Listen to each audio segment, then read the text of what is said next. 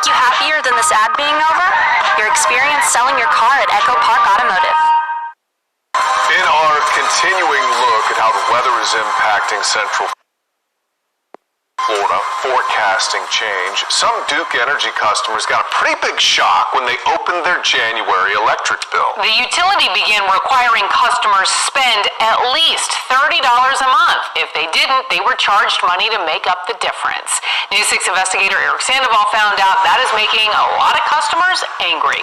Quite a few, guys. These customers actually called our newsroom trying to find out what was going on. Now, this is called a minimum bill. Duke's is about $30 a month. Florida Power and Light just approved a similar measure, $25 minimum bill per month there.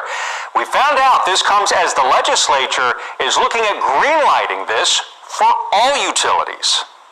So how many panels do you have up there? 27. Scott Weinstein says the solar panels he installed on his winter garden home give him the power to sell some of the electricity he generates back to Duke Energy. That has dropped his monthly electric bill from $127 to $23. So when he opened his Duke Energy bill and saw he had an added charge of $17. I immediately called Duke Energy and said, "What is this?" And they said, "Oh, this is a new fee that we put on." And I said, "Are you kidding me?" And they said, "No." I said, "Where did this come from?" My neighbor called me and said, "Did you see this charge?" Bill Hackett also has solar on his home and sells some of his power back, making his monthly bill around $12 a month. In January, his bill was also adjusted to $30. What did you think when you saw that charge? I didn't think. I got mad. I'm like, why? We asked Duke Energy why. They said this minimum bill of $30 helps make sure that everybody is paying for the upkeep of the electrical grid, which they say everybody is still using. As for claims they're targeting solar customers, they said only a small portion of solar customers are impacted. The larger portion, they say, is made up of a variety of different customers, including seasonal customers and customers who have multiple properties. Is this something you're seeing across the nation? It's definitely something I'm seeing suggested in many places. UC Berkeley economics professor Severin Bornstein specializes in the energy sector. He says his research shows these minimum bills don't generate that much money.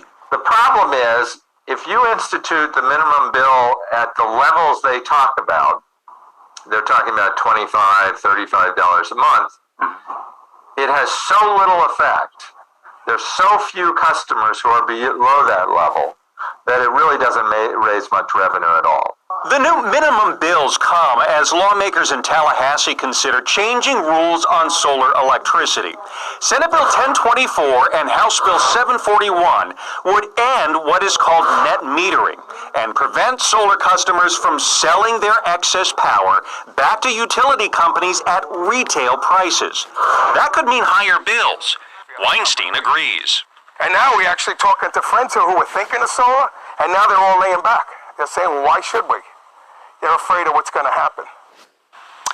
Again, Florida Power and Light approved their $25 minimum bill as well, but Duke is actually quick to point out that only a small number of solar customers are impacted by these minimum bills, their words. Still, if these pieces of legislation that we just talked about are approved in Tallahassee, all utilities could soon implement these minimum bills in addition to the monthly charges that they already have. So like Duke has a $12 monthly charge, they're going to tack on another charge to bring you up to this It just seems so counterproductive. From where we're trying to go here, this almost seems like an attack on solar energy. Is that what it is? An attack on solar in the Sunshine State, ironically. And that is what some customers are telling us. They say that they wanted to save money. They also wanted to help the environment by going solar. Now with these minimum bills and the possibility of solar users not being able to sell their power at a higher rate, this really could deter a lot of people And from it's putting those all to panels make sure up. the power companies keep getting those checks. I didn't say that. I did.